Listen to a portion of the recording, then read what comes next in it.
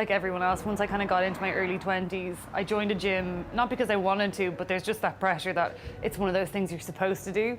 So my boyfriend and I joined one, and for at least, I'd say about 8 months, I was like the most awkward person ever, because you don't know what any of the machines are for, or you don't know what to do, and you're like so terrified you're gonna make eye contact with someone. So I was just so self-conscious about it. Think of it just physically, like my posture changed. For all the lift, it's like shoulders back and down. I used to be, because I had no like self-esteem, and I really had such a weird relationship with my body, which I'd had since I was a teenager. So I was kind of always walking around kind of huddled, and you just learn then that it's like shoulders back, and to stand proud and to be proud of what you can achieve.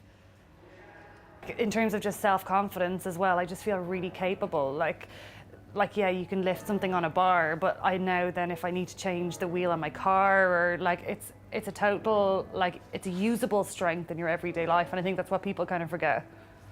I remember when I was kind of just first started training, my boyfriend forced me to fail on a squat, because I was always saying, like, in an emergency, like, what do I do? And that would freak me out. So he was like, just go down, and like, you've emergency bars set up, so like you're totally fine.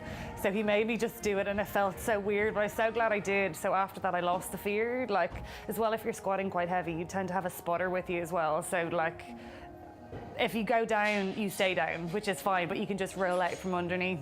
And the good thing about deadlift as well is if you can't lift it, it's just not coming off the floor, so that's not as much of an issue. So training has kind of really brought like another side of me. Like in my normal life, I work as a makeup artist, so like a lot of the guys I would know at the gym are really surprised that in theory I have one of the most girly jobs you can have, but like training, it's just brought out a whole other side of me where, like for me, like training's like meditation. I think there are so many misconceptions about like women who lift weights. Like even like me before I started, I literally presumed that if you ate like well and if you trained heavy, that your body would literally become like Arnold Schwarzenegger. Like I fully believe that. And I still talk to people most days in the gym who think the exact same thing.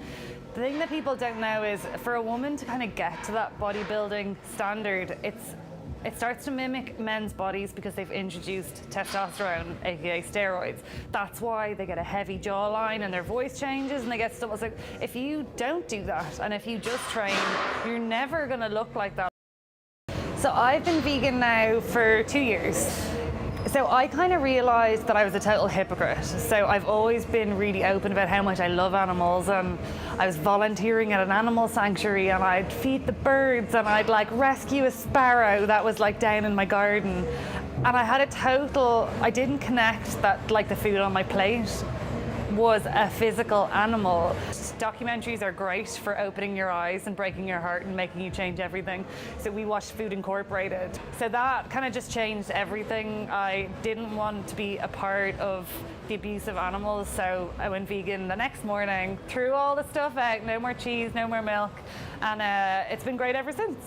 I'd say like my favorite thing to eat, I make these like banana soy protein pancakes pretty much every single morning.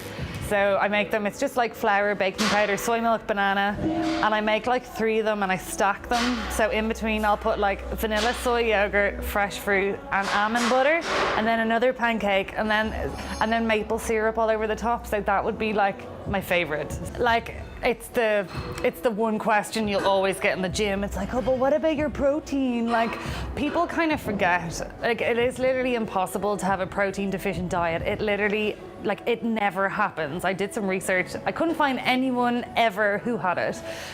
Apparently from the research I've done, your diet should be like 7% protein. So that's not a lot. Like it's a really small amount.